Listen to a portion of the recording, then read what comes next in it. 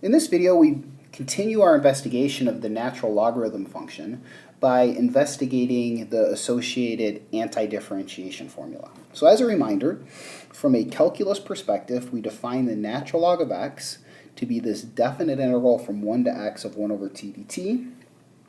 And what we saw in the previous example is by the fundamental theorem of calculus, we have this associated differentiation formula, the derivative of the natural log, 1 over x.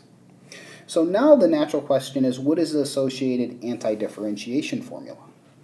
And we're about to fill in a big gap that we've had for quite a while now. Recall when we were in Calculus 1, we saw that the antiderivative of x to the n, so think undoing the power rule, is 1 over n plus 1 x to the n plus 1 plus c. And the big assumption that we always have to make here is that we do not like to divide by 0, so n is not equal to minus 1. And we are now finally going to be able to fill in this gap of what happens when you have, say, x raised to the minus 1 power. Now, the associated formula for the antiderivative is, and you may be tempted to just say natural log x, but it's actually the natural log of the absolute value of x plus c. And what I'd like to do is give you just a little bit of motivation as to why it's actually the natural log of the absolute value of x. So from just a maybe big picture, making things match up perspective, 1 over x is defined everywhere except for x equals 0. So it makes sense to talk about negative values. The natural log of x is only defined for positive values. So if we want it to kind of match up, we need absolute value of x here, so we can consider negative inputs. Also, we should be able to check this formula and see if it works. What we need to know is what is the derivative of the natural log of the absolute value of x.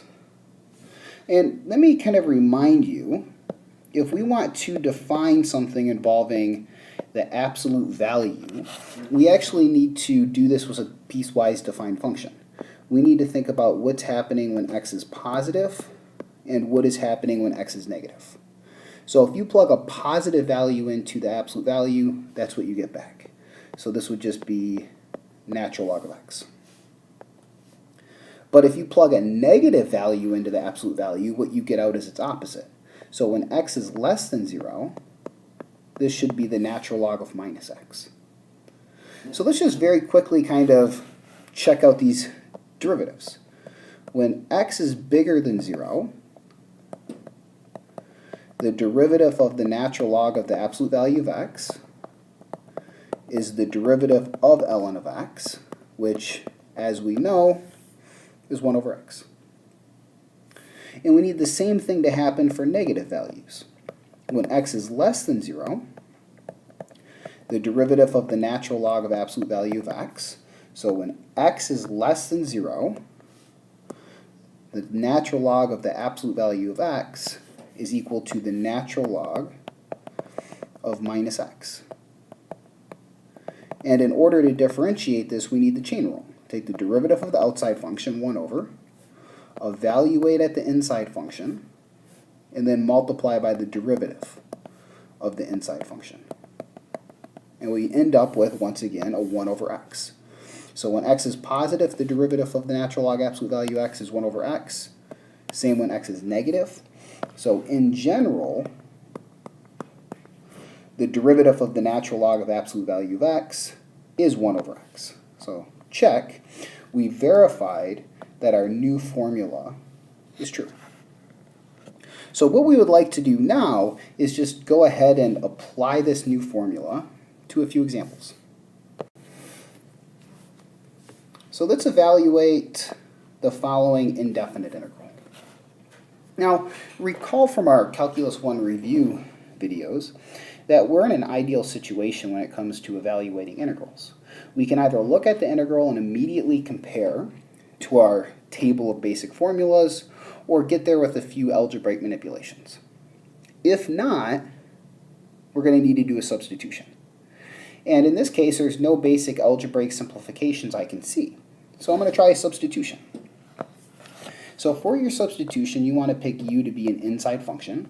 And the biggest inside function I could pick in this example would be the entire denominator, u. That would make du 2x dx.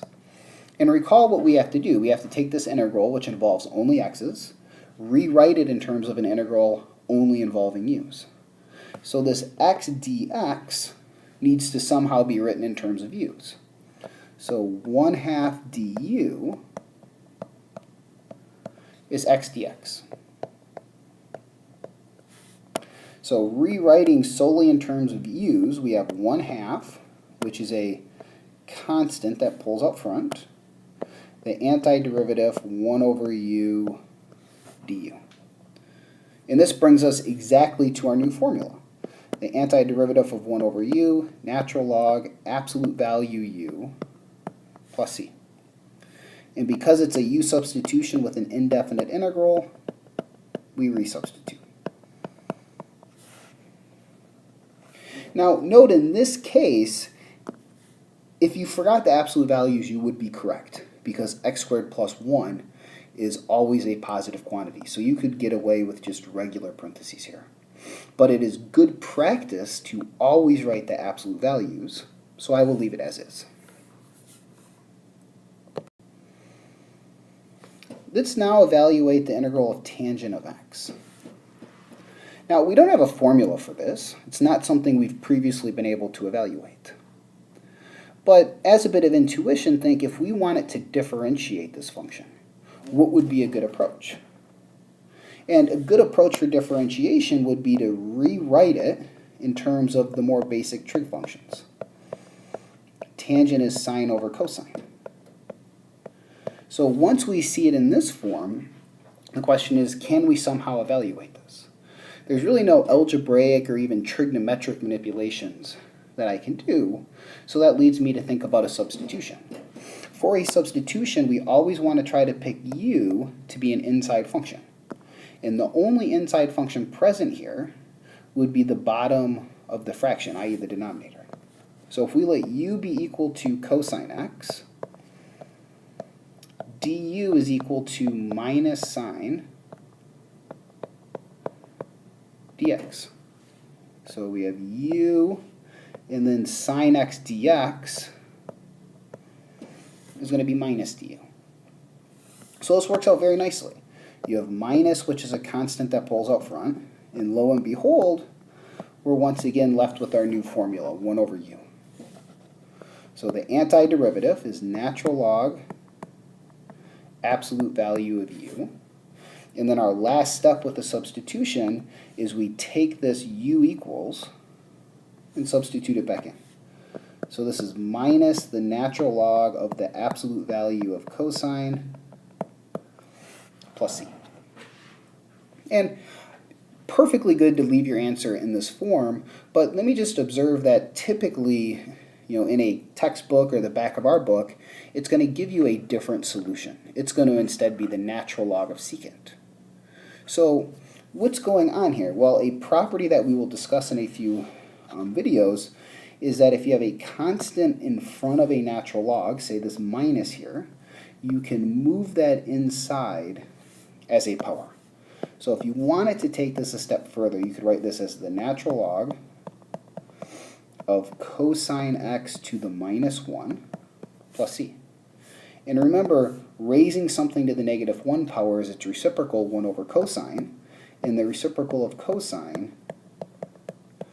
is secant. So that's just rewriting it in an alternative form. One last example involving an integral. So similar to the previous examples, there's no real algebraic manipulation that I can do here, so instead we need to try a substitution. So when trying to come up with a substitution, the intuition we have is typically to pick u to be an inside function.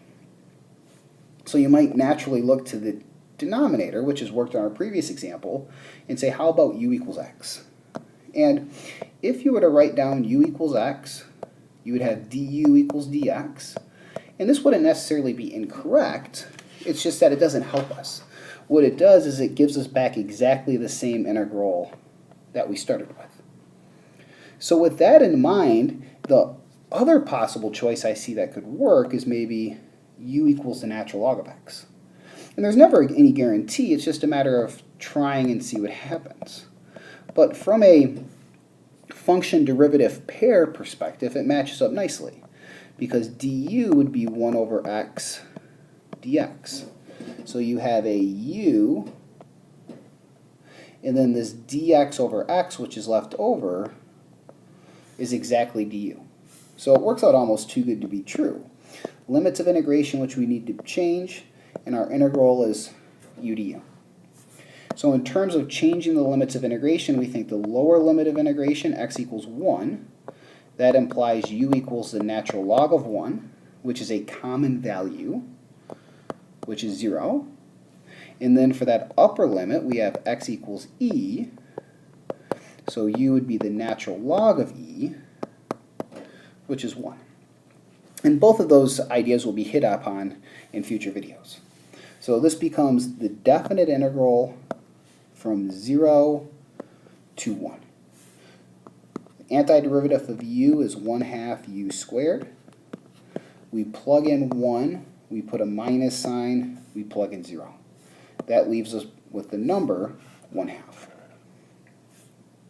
As a reminder, whenever you are evaluating a definite integral and you're using a u substitution, you need to do exactly what we've done here. Change your limits of integration. You go from limits involving x, and you change those to limits involving u, and then when you evaluate that resulting definite integral, the solution you get is a solution to this original integral.